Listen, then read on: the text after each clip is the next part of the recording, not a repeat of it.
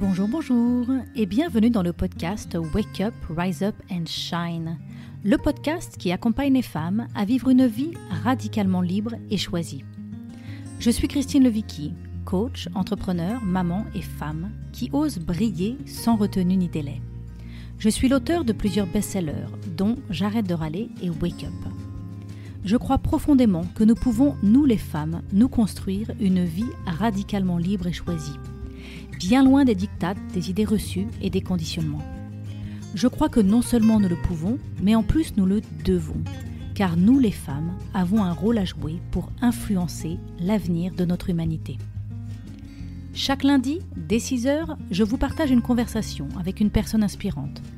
À travers les différents épisodes, je souhaite vous aider, selon vos désirs, à avoir une famille sereine et joyeuse, un métier qui vous fait kiffer, des finances dont vous pouvez être fiers, du temps et de l'énergie pour prendre soin de vous et vous amuser, et une sexualité délicieuse et libérée. Bonne écoute!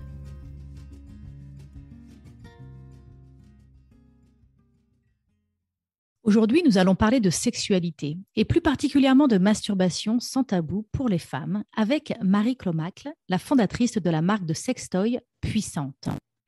Alors laissez-moi vous raconter un peu l'histoire de Marie et vous comprendrez pourquoi j'ai eu envie de l'inviter à mon micro.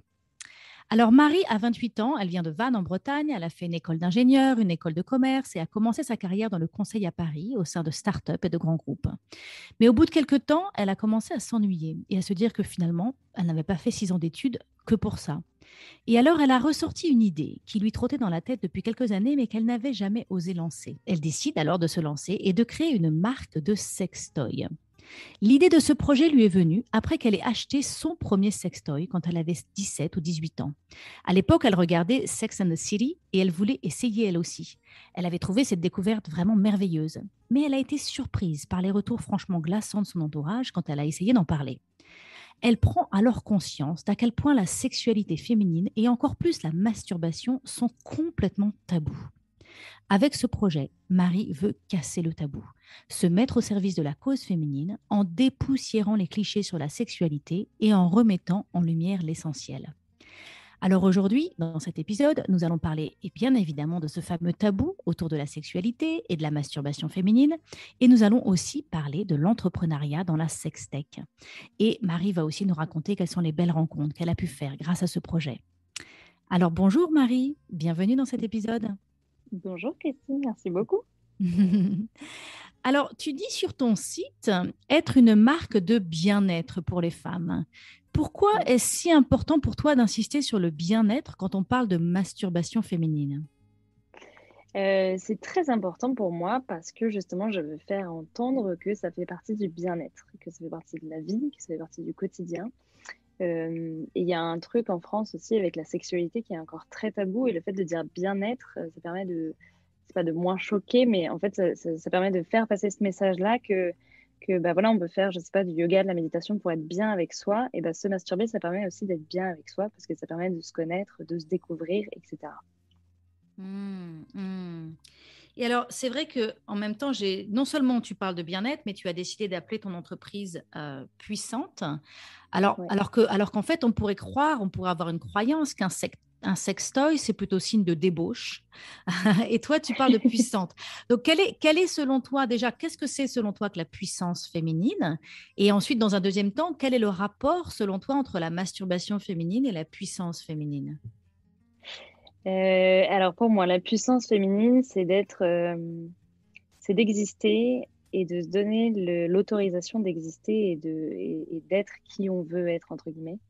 Et je trouve que c'est hyper important et que souvent, on a tendance à vraiment se freiner pour mille et une raisons, mais c'est hyper... comment je peux expliquer ça? Moi, j'ai participé, par exemple, à pas mal d'ateliers, etc., autour justement de la sexualité féminine. Et en fait, je me suis vraiment rendu compte qu'il y a pas mal de femmes qui vont découvrir leur plaisir à partir d'un certain âge. Et on sent qu'il y a vraiment un avant et un après. Et en fait, elles se libèrent complètement. Et il y a vraiment un truc où, bon, bah, maintenant, c'est bon, je m'en fous. Et je sais comment prendre mon plaisir. Et je suis trop contente de me faire du bien. Et voilà, c'est vraiment ce truc de libération, entre guillemets. Et c'est pour ça qu'il moi, je suis intimement persuadée qu'il y a un énorme rapport justement entre la masturbation et le fait de se sentir puissante. C'est que le fait de prendre le pas sur son plaisir et de savoir se donner à soi-même du plaisir, ben, c'est hyper important. Enfin, pour moi, voilà, je suis convaincue que c'est hyper important et que justement, ça permet ben voilà, de se donner confiance, de se connaître et d'être beaucoup plus à l'aise dans son corps. Est-ce qu'il y a quelque chose de l'ordre d'une émancipation qui se fait par la masturbation? Ouais, je pense. Je pense Mm. sincèrement qu'il y a ça qui se fait. Et là-dessus, sur ce sujet-là, notamment, moi, j'avais lu un livre qui s'appelle donc Sex Power Man de Camille Emmanuel. Et ça a été une vraie révélation. J'ai dû lire ça à, bah, pareil, je pense 17-18 ans, quelque chose comme ça. Et c'est sûr qu'il y a en fait, on nous explique pas le sexe féminin est extrêmement caché. On ne sait pas ce que c'est. On l'étudie pas, on le voit pas. Des pénis, on en voit un peu partout quand on est jeune parce que on aime bien, on aime bien. Les gens dessinent généralement ça. Et enfin voilà, il y a un truc où tout le monde sait ce que c'est et c'est pas grave. Le sexe de la femme, on sait pas ce que c'est. Du coup, on n'a pas vraiment conscience qu'on en a un. Alors, c'est bien sûr imagé, forcément, on sait, mais voilà, il y a souvent un truc de. On s'approprie pas forcément son sexe et du coup sa sexualité, et du coup, on est un peu coupé de quelque chose qui est finalement hyper important et qui peut nous donner un énorme pouvoir. Je suis complètement alignée avec ce que tu dis. Moi, j'ai développé tout un programme qui s'appelle La Voix d'Athéna, dans lequel j'aide les femmes à activer leur super pouvoir. Et j'ai envie de dire, 80% du programme, c'est d'aider les femmes à faire la paix avec leur corps et à faire la paix avec leur sexe. Et Génial.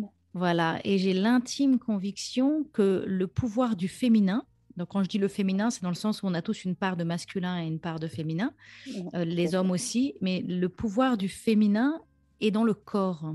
Le pouvoir du masculin est plus dans la tête, de la dimension Mhm. masculine, et le pouvoir du féminin est dans le corps. Or, malheureusement, on est des milliers à vivre à quelques centimètres de notre corps. Mm. Et notamment les femmes, tout particulièrement les femmes, parce que le corps de la femme a été objectifié, il a été abusé. Et du coup, Mm. c'est compliqué d'être pour une femme d'être dans son corps aujourd'hui, parce que quand on est dans notre corps, on a toujours l'impression d'être trop ou pas assez ou en danger. Ouais. Et malheureusement, bah, quand on n'est pas dans notre corps, on est coupé de notre puissance. Parce que je pense vraiment que notre corps est un GPS qui nous donne une guidance dans la vie, qui nous dit là où aller, là où ne pas aller, qui est directement lié avec notre intuition, avec notre inspiration, avec notre sagesse. Enfin, il y a vraiment quelque chose qui se vit dans le corps qui, je ne sais pas comment exprimer, mais il y a une résonance qui se vit dans le corps qui est une vraie guidance. Mm. Mais malheureusement, on est des milliers, et c'était mon cas il y a quelques années. C'est pour ça que je suis passionnée à amener ce sujet de la sexualité, et c'est pour ça que je t'invite dans ce Ah, podcast, et ouais. c'est pour ça que j'ai créé ce programme. C'est que je sais maintenant ce que je ne savais pas avant, et je sens maintenant Ouais. cette guidance dans mon corps, et je sais que cette guidance est vraiment passée par ma capacité à ressentir mon corps. Mm. Et en effet, la masturbation et en fait, nos organes sexuels sont les premiers organes à activer quand on cherche à développer notre capacité à ressentir, parce que c'est là où il y a le plus de terminaisons nerveuses. C'est là, Tout à fait. ce sont des organes qui sont faits pour ressentir. Donc, faire la paix avec notre corps, pour moi, c'est lié avec faire la paix avec son sexe, parce que Mm. ça va ensemble. Je vois vraiment un lien entre tout ça. Ça te parle, ce que je te dis? Bah, c'est exactement. Non, mais oui, oui, bah oui, je suis tout à fait d'accord. Et effectivement, il y a énormément de personnes qui sont complètement coupées de ça parce que, mais c'est ce que tu dis, ça a été, voilà, on a eu vraiment des corps objectifiés et, euh, et surtout, il y a tout ce truc de si tu es une femme et que tu aimes le sexe, t'es forcément une salope. Et du coup, bah, malgré nous, finalement, on a du mal à accepter le fait d'aimer. Enfin, je sais pas comment exactement le dire, parce que forcément, si, il y a plein de personnes qui ont une sexualité épanouie, mais il y a quand même ce gros truc de se dire, bah ouais, mais si on aime ça, et si ceci, et si cela, bah, enfin voilà. C'est encore un énorme truc de la place de la femme, et on s'en sort pas, en fait, parce que c'est pour ça que c'est hyper important d'en parler et de faire évoluer ces choses-là, parce qu'on peut être une femme, aimer se masturber, aimer la sexualité, enfin voilà, avoir une sexualité épanouie, et c'est OK, et en fait, on a le droit. Et c'est ça qui est, Voilà. enfin, c'est vraiment ce qu'on essaye de dire avec puissance, c'est Voilà. Et ça. soit on est une salope, soit sous prétexte qu'on aime le sexe, ben, les personnes pensent qu'on aime tout et qu'on est prêt à tout. Non, non, c'est pas Ouais, parce que il y a, voilà, donc c'est intéressant de naviguer ça. Super. Alors, de quoi on va parler maintenant? J'ai envie de parler de la différence de perception des sextoys dans les différents pays. Moi, je vis aux Oui, États-Unis. Je oui. sais aussi que dans d'autres pays européens, les sextoys semblent être plus acceptés. Oui. Pourquoi est-ce un tel tabou en France, selon toi? Et c'est une grande question.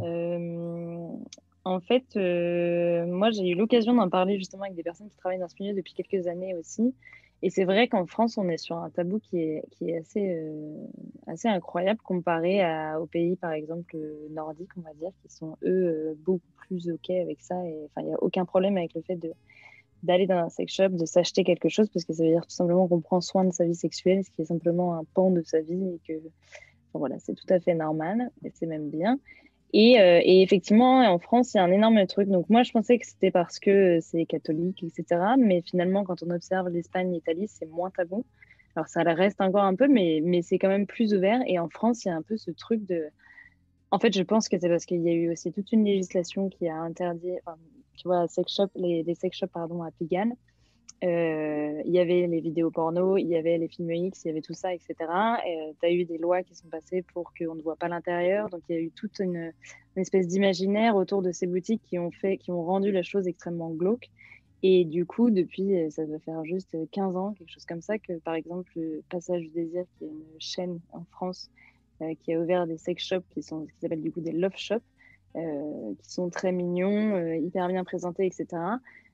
Ça fait 15 ans que ça existe et aujourd'hui, ça commence à. Enfin voilà, ils marchent extrêmement bien. Il y en a 10 en France, par exemple.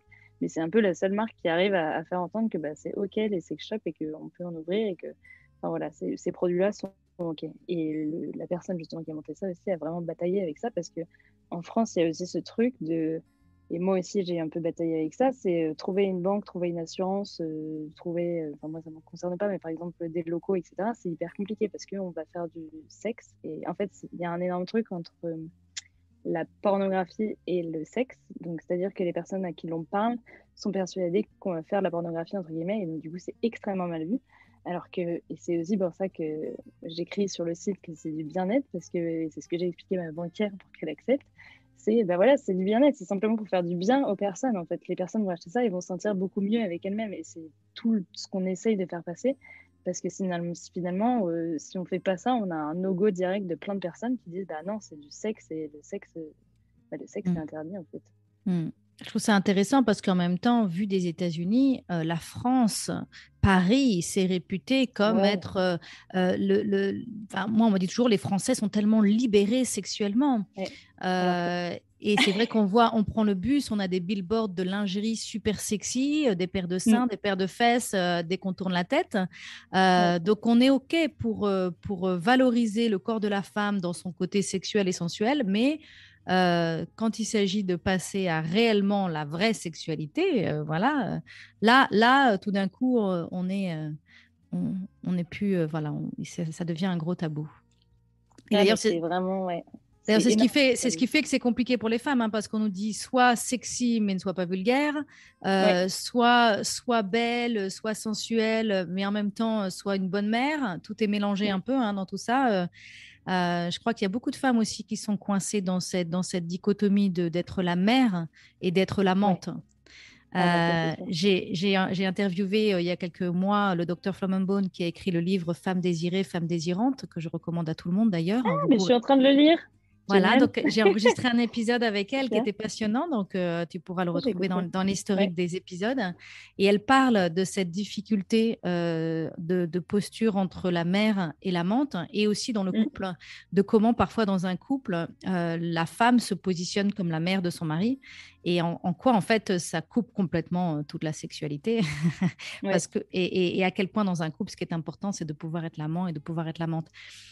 Mm, Alors, une autre chose aussi que je véhicule souvent dans mes programmes et quand j'accompagne les femmes, c'est que je leur explique que pour avoir une sexualité hyper satisfaisante, plaisante, agréable, et vraiment s'éclater au lit, on peut avoir tendance à penser que ça dépend des qualités de performance de notre partenaire.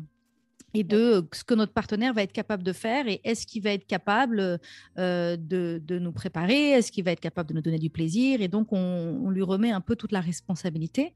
Or moi j'ai l'intime conviction que pour avoir une expérience sexuelle vraiment épanouie, il faut d'abord apprendre à être la meilleure amante pour nous-mêmes en fait. Il faut d'abord apprendre à connaître notre corps et à libérer l'énergie sexuelle dans notre corps, à faire circuler l'énergie sexuelle dans notre corps et à vraiment apprendre à... J'utilise souvent l'image de dire c'est comme si on avait un violon Stradivarius, donc un super violon, le top du top, mais on n'a jamais appris à y jouer.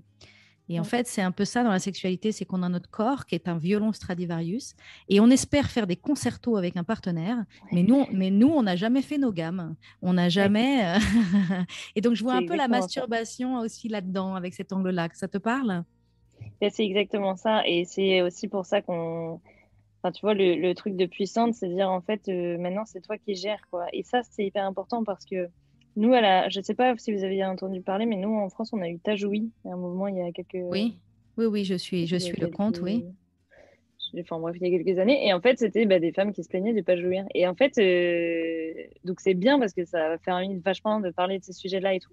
Mais au bout d'un moment, la question c'est, ok, tu jouis pas, mais est-ce que tu sais toi comment te faire jouir, en fait? Parce qu'il y a plein de personnes c'est ça, qui se plaignent parce qu'elles jouissent pas ou qui se plaignent parce que leur partenaire c'est cela. Mais c'est hyper important de savoir déjà toi comment tu fais pour l'expliquer à l'autre, en fait. Et si toi tu sais pas comment faire, forcément l'autre il va pas savoir. Et en fait, il y a ce truc où on s'attendait, c'est exactement ce que tu dis, à ce que les hommes sachent faire, parce que c'est un peu leur taf, entre guillemets. Et en fait, non, forcément, si toi, tu ne sais pas faire, c'est pas l'autre qui va le trouver. Enfin, Mhm. forcément, il a encore moins d'infos que toi, finalement. Donc, Oui. ouais, ça me parle parfaitement. Je suis parfaitement d'accord avec toi. C'est une très belle image, en plus, le Stradivarius. Et puis, il y a de demander de savoir expliquer à notre partenaire comment faire, mais moi, j'ai vraiment l'impression aussi qu'il y a quelque chose de l'ordre de débloquer des choses à l'intérieur, Ouais. de libérer. Moi, j'ai remarqué que parfois, dans ma sexualité, je me retenais à avoir du plaisir, je sais pas comment dire. Comme si Mm. je m'empêchais parce que je sais pas, parce que ça veut dire que je suis une salope, parce que ça veut Ouais. dire, je sais pas pourquoi en fait, mais comme s'il y avait Mm. une retenue. Ouais. Parce que ça se fait pas, parce qu'on se reconnaît pas dans ce côté peut-être plus animal, plus Mm. instinctif. Et donc, il y a apprendre à entrer dans cet espace de la sexualité, vraiment apprendre à faire de la place à notre dimension sexuelle. Ouais, On c'est fait ça. beaucoup de place à notre dimension professionnelle, on fait beaucoup de place à notre dimension matérielle, on fait beaucoup de place à notre vie amicale, mais est-ce qu'on fait de la place à notre vie sexuelle pour la cultiver, pour la nourrir? Et au début, quand on commence, on peut en effet rencontrer des blocages. Mm. Et être frustré, et être impatient, et avoir toutes nos peurs, nos manques, nos limitations qui remontent à la surface. Et en même temps, ce qui est intéressant, c'est de continuer à avoir rendez-vous avec notre corps et d'apprendre à dépasser tout ça pour trouver le plaisir, pour trouver en anglais ce qu'on appelle le bliss. Mm. Euh, et ça te parle, cette idée de devoir débloquer des choses, libérer des choses intérieures qui nous empêchent d'accéder au plaisir? Ouais, parfaitement. Et d'ailleurs, je pense que c'est pour ça que généralement on dit aussi que les femmes de 40-45 ans sont beaucoup plus épanouies parce que justement, il y a une certaine libération qui s'opère, entre guillemets. Alors, ouais, il faut prendre le temps, hein, bien entendu. Mais je pense que je pense il y a le moment où tu découvres la sexualité et où soit, bon, déjà, c'est très chouette dès le départ et auquel cas tu as un peu de chance et tu continues un peu à t'y intéresser. Mais je trouve ça hyper intéressant, justement, enfin, tu vois, tu parles, toi, d'énergie sexuelle et effectivement, dans Femmes désirées, Femmes désirantes, elle en parle beaucoup aussi. Et ça, je trouve ça extrêmement pertinent parce que finalement, si tu t'intéresses pas un peu au truc, tu n'entends pas spécialement parler de ça et du coup, tu sais pas. Tu sais pas qu'il y a vraiment une énergie et qu'il y a vraiment quelque chose qui se passe là-dedans et que justement, il faut prendre le temps. Et c'est comme tu dis, tu vois, c'est une énergie, il faut la libérer, il faut la laisser aller, venir. Et c'est ça qui fait que, comme tu dis, tu t'autorises en fait à être vraiment complètement à l'aise et pleinement toi-même enfin, dans ta sexualité, quoi. Mm. Et ce que je trouve intéressant personnellement, moi, c'est que je ressens dans ma vie et dans la Mm. vie des femmes que j'accompagne, c'est que quand j'apprends à libérer cette énergie sexuelle et à la laisser circuler dans mon corps, je développe ma capacité à ressentir. Et du Ouais. coup, quand je développe ma capacité à ressentir, ben après ce ressenti, je l'emmène avec moi toute la journée dans ma vie. Ouais. Ça n'est plus un ressenti directement sexuel, génital, mais je pense que Mm. c'est toujours mon énergie vitale, en fait, parce que l'énergie sexuelle, C'est ça. c'est C'est l'énergie l'énergie vitale. vitale de Ouais, création. Et donc, tout à fait. si je veux créer ma vie, mais que je suis coupée de l'énergie vitale de création, bah, Ça marche pas. c'est peut-être possible, mais je pense qu'à la Mm. fin, on s'assèche, on s'essouffle. Mm. Tandis que quand on crée C'est sa sûr. vie en sentant l'énergie sexuelle de création circuler dans notre corps librement, eh Mm. ben moi, selon moi, ce que je remarque et ce que j'observe, c'est qu'on est connecté à un GPS qui Mm. littéralement nous guide et nous oriente et nous inspire Mm. et nous aide à développer, à déployer nos ailes dans notre vie, quoi. Tout à fait. À être puissante. Exactement. Alors, tu racontes donc avoir acheté ton premier sextoy à 17 ans, après avoir regardé Sex and the City, Mm. et donc avoir été étonnée de constater à quel point les personnes étaient choquées. Alors, Ouais. quand j'ai appris ça sur toi, je me suis dit, mais alors comment ça se fait qu'elle ne savait pas que c'était un tabou, en fait? Est-ce qu'il y avait dans ton enfance, est-ce que tu as grandi dans un environnement qui était particulièrement ouvert, libéré? Qu'est-ce qui t'a permis aussi d'oser acheter un sextoy à 17 ans? Je suis un peu curieuse de savoir. Et en fait, c'était. Enfin, si, je savais que c'était tabou, etc. Mais c'était vraiment ce truc de. Bah, je sais pas, déjà à 17 ans, on est quand même, en principe, un peu. Enfin, on n'est pas forcément rebelle, mais je veux dire, voilà, on a 17 ans, on s'en fiche un peu, quoi. On peut faire un peu n'importe quoi. On est jeune. Et, moi, j'ai toujours considéré que s'il y avait quelque chose à tester, enfin, en fait, c'est vraiment, moi j'avais regardé Sex and the City, et tu vois, dans Sex and the City, elles utilisent toutes, enfin, t'as vraiment l'impression que c'est absolument merveilleux, et je me disais, bah, forcément, j'ai trop envie d'essayer, quoi. Et quand j'en ai parlé autour de moi, je me disais, mais vous êtes trop bizarre, je vous dis que ça va vous faire des trucs de fou, et vous voulez pas essayer, quoi. Et franchement, enfin, je comprenais pas, enfin, bien sûr, je comprenais parce que oui, c'est tabou, etc., mais je me disais, mais ok, il y a ce truc tabou, mais c'est pas grave, enfin, tu vois, mais l'autre côté, et puis essaye, je te dis que ça va être trop bien. Et en fait, même en disant ça à des amis qui étaient quand même des amis très proches, etc., enfin, voilà, c'est comme si je te disais, ce bonbon-là, il est absolument merveilleux, goûte-le, et que tu me disais, non, non, j'ose pas, j'ose pas. Et en fait, je me disais, mais vous êtes trop bizarre, quoi. Hmm. Je comprenais vraiment pas ce truc-là. Et c'est là où je me suis dit, c'est vraiment dommage parce qu'en soi, on en fait un bel objet et surtout on met une communication autour qui va bien et qui explique que bah voilà, c'est pas dangereux, c'est pas un tabou, enfin, c'est ok, on a le droit et c'est normal. Euh, Bah, du coup, ça pourrait fonctionner. Et donc c'est pour ça que j'ai lancé Puissante cette année. Mais Hmm. effectivement, ça faisait des années que j'avais cette idée-là en tête parce que je me disais, c'est trop dommage en fait. Parce qu'il y a ce gros truc de sex shop glauque qui englobe des choses qui n'ont pas lieu d'être, quoi. Hmm. Hmm. Alors, tu sembles avoir un talent tout particulier pour parler de ce sujet dont personne n'ose parler. Est-ce que c'est un talent que tu avais déjà enfant, d'oser parler, mettre tes pieds dans le plat, d'oser dire ce que tu voyais, même si ça pouvait choquer? Et je pense pas, non. Non? Non, je crois pas. Je sais pas trop. Je pense D'accord. pas, non. Ok. Alors, où je vis en Californie, il y a un mouvement qui se déploie de plus en plus. C'est le mouvement sexe positif. J'ai d'ailleurs vu que Ouais. certaines personnes en parlent. Tu en as entendu parler de ce mouvement, le mouvement sexe positif? Ouais, un petit peu, ouais. D'accord. Alors, pour nos auditeurs, je vais vous donner la définition de ce mouvement et je trouve que c'est vraiment très, très riche. Donc, la sex-positivité, c'est une attitude envers la sexualité humaine qui considère que toutes les activités sexuelles consenties, elle considère que toutes les activités, à partir du moment où elles sont consenties, sont fondamentalement saines et plaisantes. Et elles soutiennent tout ce qui encourage le plaisir sexuel et l'expérimentation sexuelle. Donc le mouvement sexe positif plaide pour une éducation sexuelle complète, où justement, quand on dit complet, où on parle du clitoris, où on explique vraiment les choses pour ce qu'elles sont. Bien évidemment, le mouvement sexe positif plaide pour des rapports sexuels protégés. Ce sont des grands adeptes de l'éducation au consentement. Et donc, en gros, c'est vraiment un mouvement qui ne fait aucune distinction morale entre les types d'activités sexuelles, considérant ces choix comme des préférences personnelles, en fait. D'accord. Voilà. Et donc, donc tu avais entendu parler de ce mouvement? Alors moi, j'avais entendu parler, mais sans avoir la définition exacte. Je Voilà. dois l'avouer.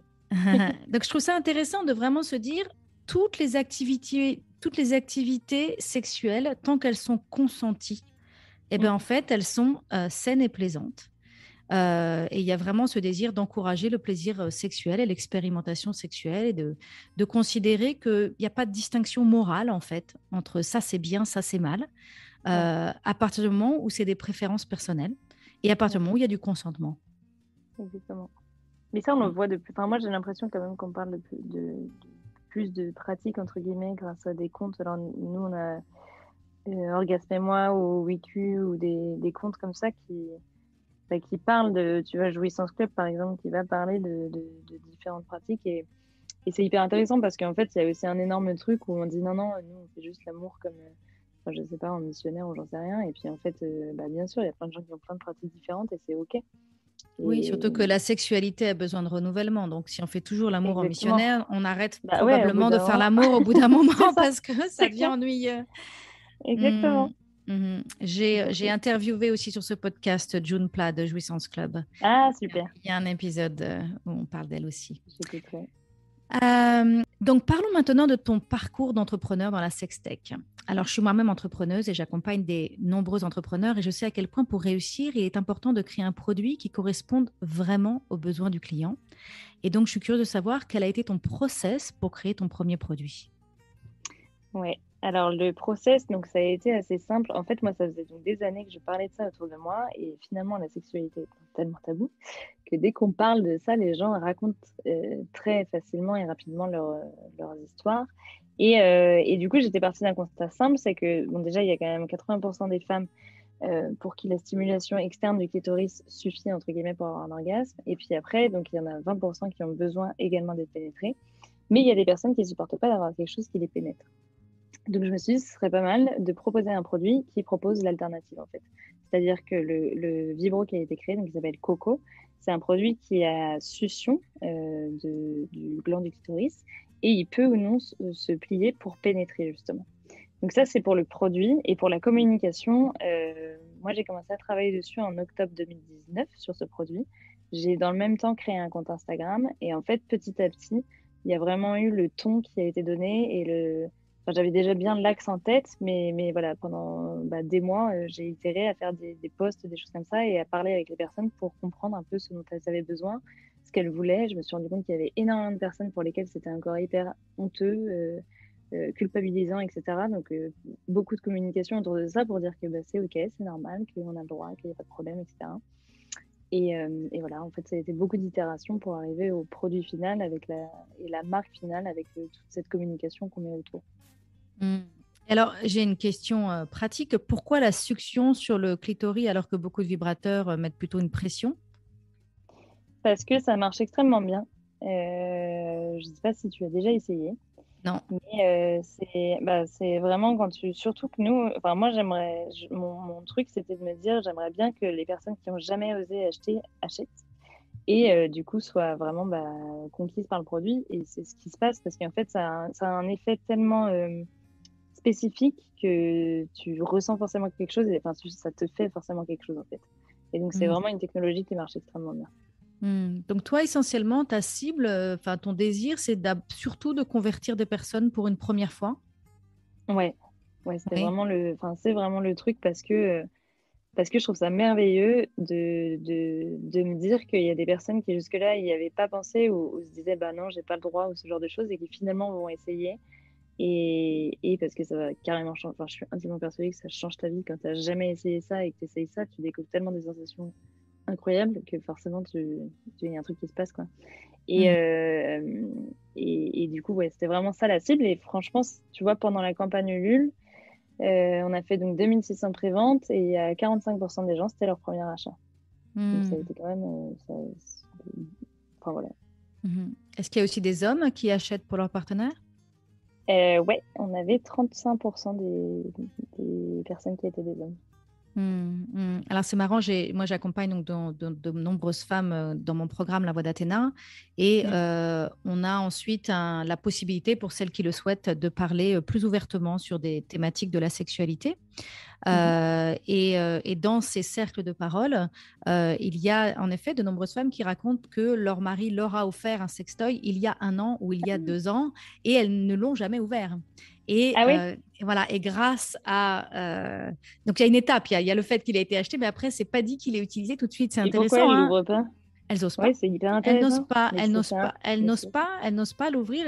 Elles ont peur de devenir un être sexuel. Elles ont peur de ne plus être ouais. respectées. Elles ont peur, je sais pas, il y a vraiment une peur viscérale qui fait que le sextoy est dans le tiroir, mais il n'est pas ouvert. Et donc, grâce au soutien et à ce cercle de femmes qu'on propose, Mm. elles osent ouvrir la boîte et C'est explorer. merveilleux. Voilà, c'est intéressant hein, de voir à quel point on est bloqué, au point que Ouais, même quand notre conjoint nous l'a offert, on n'ose pas. on n'ose pas du tout, ouais. Non, non, Mm. mais ouais, moi j'ai eu des conversations comme ça avec des personnes qui. Non, c'était pas possible, quoi. C'était inenvisageable et c'était. Ouais, donc je Mm. vois. Mais c'est pour ça aussi que c'est important d'avoir, enfin, de parler justement avec plein de personnes parce que moi, typiquement, c'est quelque chose au début, je concevais pas du tout qu'on puisse se dire ça en fait. Enfin, il a vraiment fallu que je me mette à la place des personnes pour comprendre ce truc-là et du coup arriver à communiquer en ce sens, quoi. Mhm.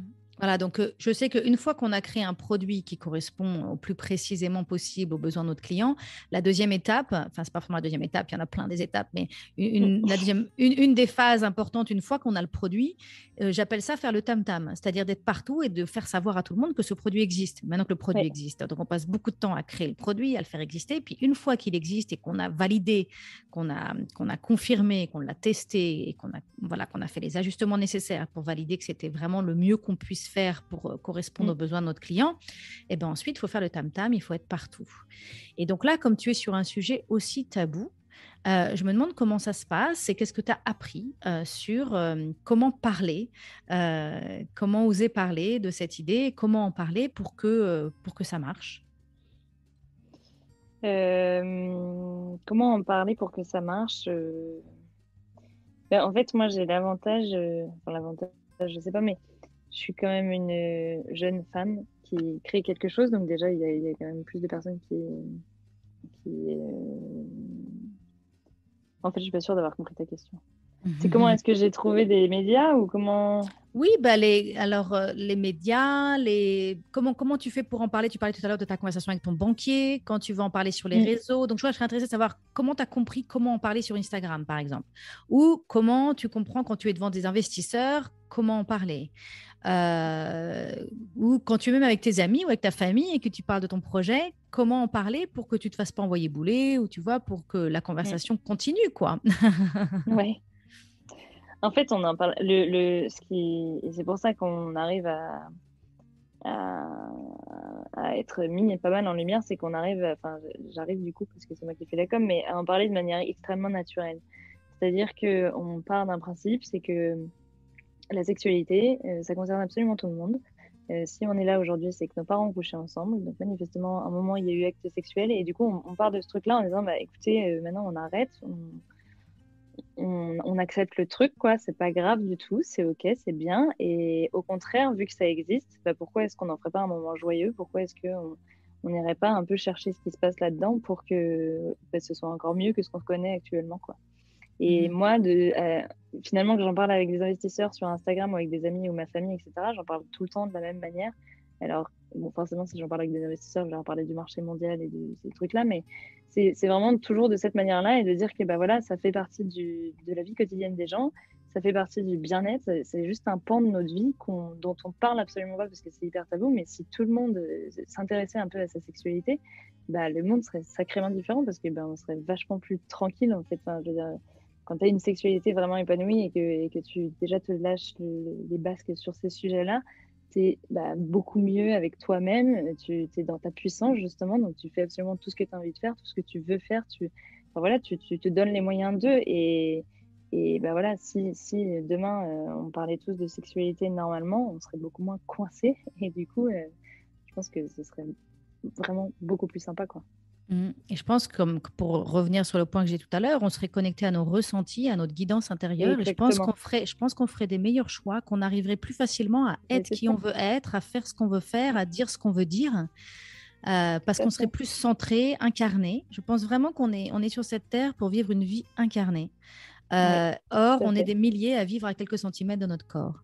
Et la masturbation, l'éveil de notre sexualité et le réveil et l'entretien de notre sexualité nous amène à vivre cette vie incarnée et à être connecté à notre GPS intérieur et voilà, à choisir qui on veut être dans ce monde.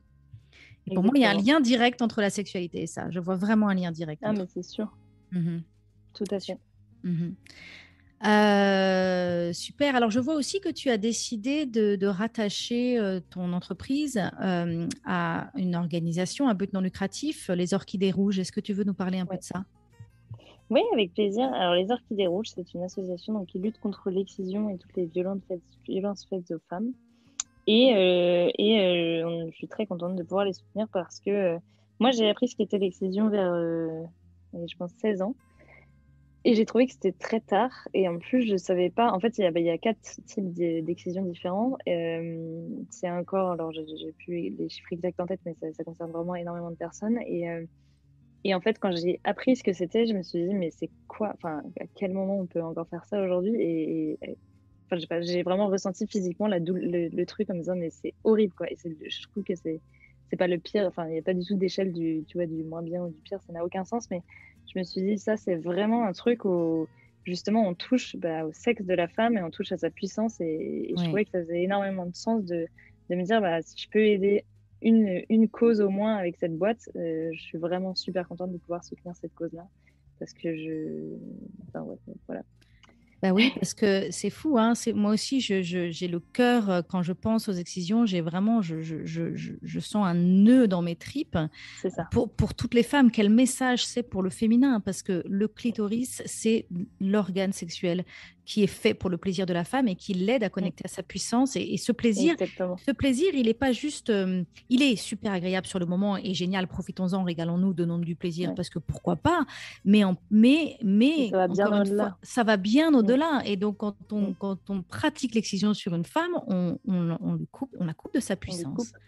Ouais. Et, et voilà, ça, c'est vraiment, j'étais très, très heureuse de découvrir ça sur ton site et très inspirée aussi. Donc, bravo, bravo pour ça. Bah, merci beaucoup. Alors, parle-nous de ces belles rencontres que tu as pu faire dans cette belle aventure. Ouais, en fait, il nous est arrivé pas mal de choses, mais c'est surtout des rencontres avec des femmes qui, encore une fois, jusque-là, n'osaient pas. Et pour la petite histoire, j'ai une personne qui m'a appelée. En fait, on était passé dans l'Ouest France. C'était la première fois qu'on passait dans un média. C'était au tout début de la campagne Ulule, donc on passe dans l'Ouest France. Et il y a quelqu'un qui cherche dans les pages blanches mon nom, qui trouve du coup mes parents, parce que moi, je suis pas dans les pages blanches. Bref, mon père me transmet son numéro, etc. Et c'était une personne de 70 ans qui n'avait pas d'ordinateur, pas d'écran, rien du tout. Et qui, du coup, voulait absolument précommander un vibromasseur. Et c'était la première fois qu'elle en achetait un. Donc, je lui donne un rendez-vous devant la mairie de Vannes. Elle me fait un chèque. Elle me dit qu'elle se sent extrêmement courageuse de faire ça aujourd'hui. Et enfin, c'était un truc où je me suis dit, c'est quand même incroyable, quoi. Ça parle aux gens dans le sens où bah voilà, c'est une personne qui avait jamais osé y aller jusqu'à maintenant. Et là, elle se démène pour justement essayer de précommander ce truc-là parce qu'elle se dit, bon, vas-y, j'ai 70 ans, je vais quand même le faire, tu vois. Et Mhm. au final, elle me rappelle quelques mois, donc je lui envoie, etc. Et elle me rappelle quelques mois après, elle m'a trop fait rire parce qu'elle me dit, c'est absolument merveilleux, mais le problème, c'est que, tu sais, dans la boîte, il y a un câble de chargeur.